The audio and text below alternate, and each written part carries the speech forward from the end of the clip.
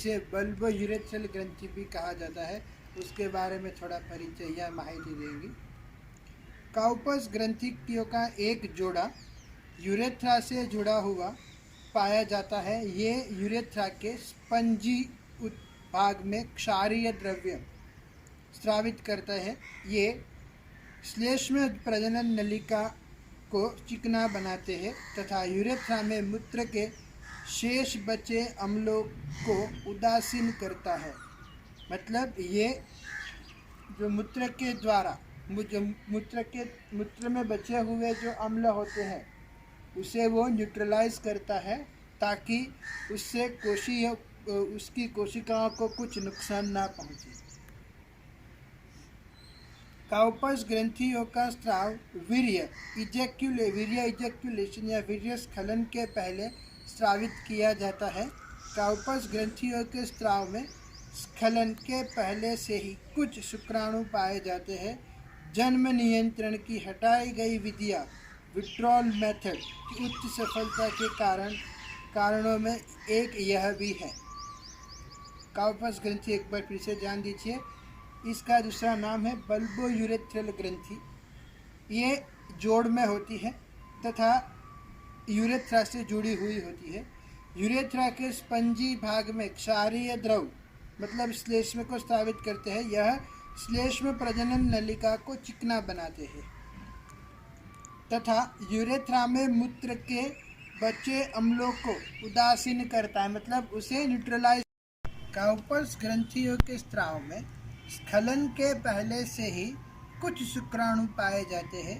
जन्म नियंत्रण की हटाई गई विधियों की उच्च असफलता के कारणों में एक कारण यह भी है। इसके ऊपर ध्यान दीजिएगा।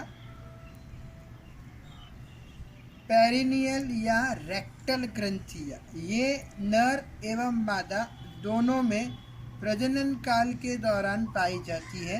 ये ग्रंथियाँ एक विशेष गंध वाला तरल स्रावित करती है जिसमें फेरोमोन या एक्टोहॉर्मोन पाए जाते हैं तथा इसकी गंध विपरीत लिंग के जंतु को आकर्षित करती है। ये शाकाहारी तथा मांसाहारी स्तनधारियों में पाई जाती है।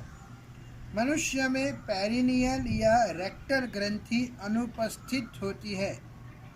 मनुष्य में पेरिनियल या रेक्टल ग्रंथि अनुपस्थित होती है। बाकी सारे जीवों में वो फेरोमोन या एक्टोहॉर्मोन की तरह काम करती है, जो कि उसके विपरीत लिंग को आकर्षित करने के लिए उसका प्रयोग किया जाता है। अन्य ग्रंथियाँ प्रीप्यूस में प्रीप्यूटियल ग्रंथियाँ पाई जाती है, जो कि एक तेलीय पदार्थ स्रावित करती है, जो कि एपिडर्मिस की विलग हुई मतलब एपिडर्मिस से अलग हुई कोशिका के साथ मिलकर सफ़ेद गाढ़ा गंधयुक्त स्मैग्मा बनाती है, जो ग्लांस पेनिस के आधार एवं प्रीप्यूस के नीचे पाया जाता है। एक अन्य ग्रंथि भी पाई जाती है जिसे प्रीप्यूस कहते हैं। प्रीप्यूस के अंदर प्रीप्यूटियल ग्रंथियाँ पाई जाती है, जो कि एक तैलीय पदार्थ है, चिकना पदार्थ स्रावित करती है, जो कि एपिडर्मिस की विलग हुई कोशिका मतलब एपिडर्मिस से अलग हुई कोशिका के साथ मिलकर सफ़ेद गाढ़ा मतलब वाइटिश थिक और गंधयुक्त स्मेली स्मैग्मा बनाती है, जो ग्लांस पेनिस के आधार एवं प्रीप्यूस के नीचे पाई जाती है। वीर्य वृषणों एवं प्रोस्टेट ग्रंथियों के उत्पाद सेमिनल वेसिकल के द्रव के साथ मिलकर वीर्य बनाते हैं, सीमेन बनाते हैं। यूरेथ्रा से वीर्य का निकलना इजैक्यूलेशन कहलाता है।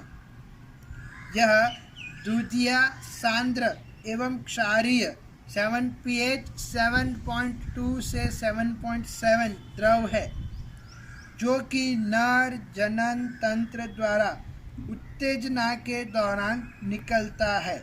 स्खलित वीर्य की मात्रा भिन्न भिन्न व्यक्तियों में भिन्न भिन्न होती है, जिसमें संयम महत्वपूर्ण भूमिका निभाता है।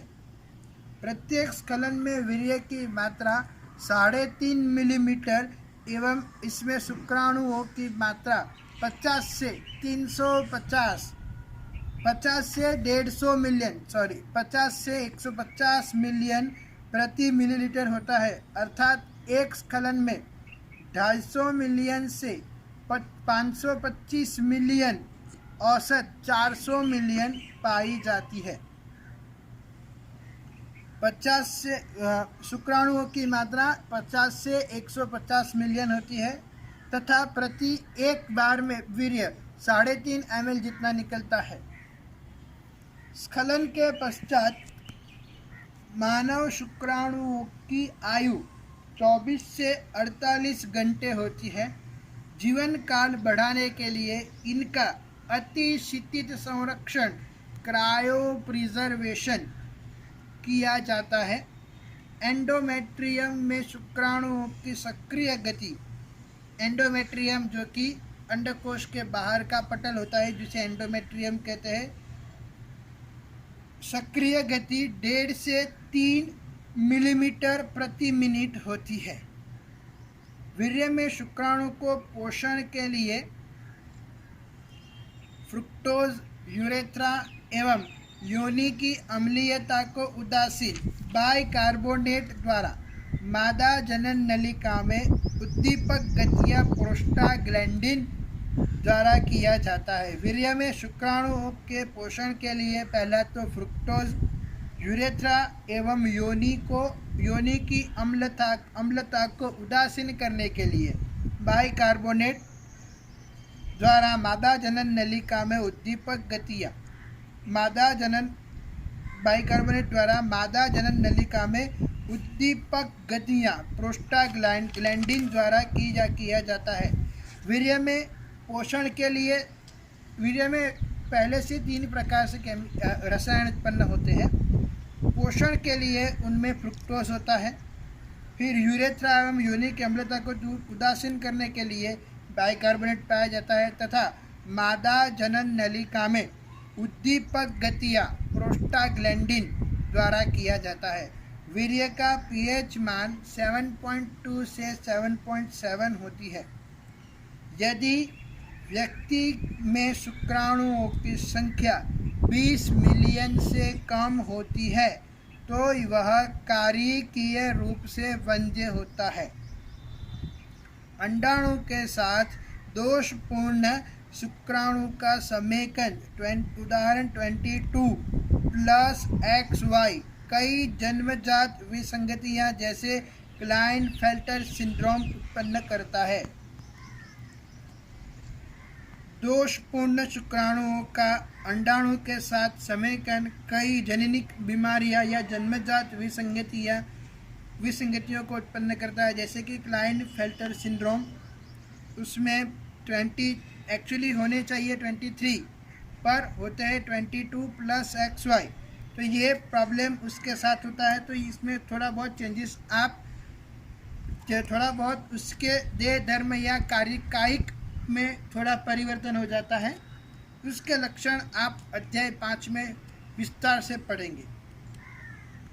लैंगिक अंग जैसे एपिडिडाइमिस, पासा डिफरेंस, सहायक ग्रंथियां एवं शिश्न की वृद्धि, देखरेख एवं कार्यों का नियंत्रण वृषणों की लेडिक कोशिकाओं द्वारा होता है।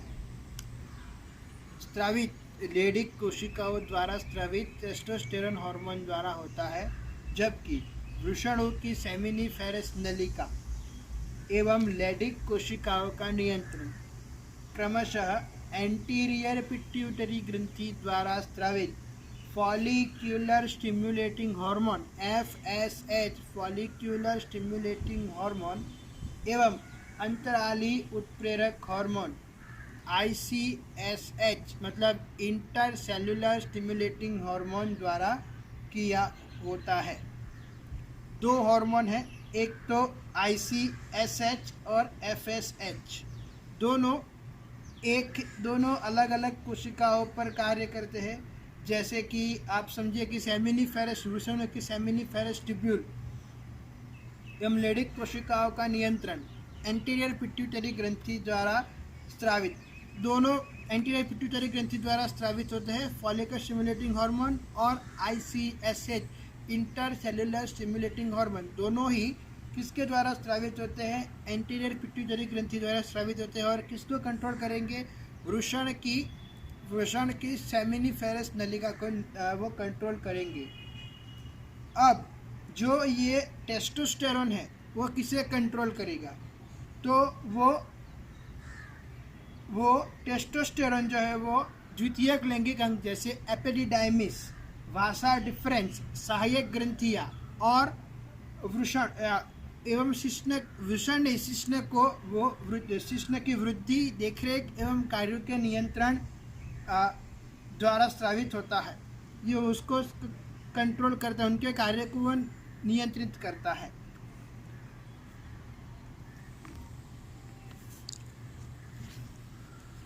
ये यहाँ पर दिखाया है हाइपोथैलेमस से हाइपोथैलेमस जो कि मेन ग्रंथि है, मेन जो दिमाग के अंदर मुख्य ग्रंथि है, उसके अंदर अग्र पिट्यूटरी ग्रंथि आती है। तो ये रही अग्र पिट्यूटरी ग्रंथि, सबसे छोटी ग्रंथि है, अंतःस्रावी ग्रंथि है।